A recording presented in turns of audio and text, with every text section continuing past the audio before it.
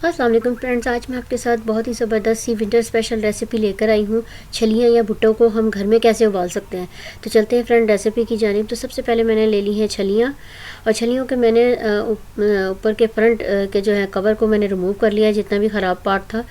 उसके बाद मैंने इसकी बैक को और मैंने इसके फ्रंट के पार्ट को देख सकते हैं। देखिए मैं फ्रंट के पार्ट को कटिंग कर रही हूँ ताकि ये पतीले में हमारे आसानी के साथ आ सके। और अब मैंने एक पतीला ले लिया है और उसमें मैंने छलियों को सेट कर दिया है। इसमें मैंने 3 गिलास पानी शामिल किया और मैंने इसे कवर करके पकने के लिए रख दिया। उबाला आ रहा है, मैंने इसे 4 घंटे के लिए पकाया और बीच में मैंने एक दफ़ा गर्म पानी भी शामिल किया। तो फ्रेंड्स बहुत ही अच्छी बनी थी छलियाँ। तो चलिए मैं अब आपको इसका जो है मसाला बनाना सिखाती हूँ। तो मैंने ले लिया है चाट मसाला, थोड़ा सी लाल मिर्च, नमक लिया, मिक्स किया।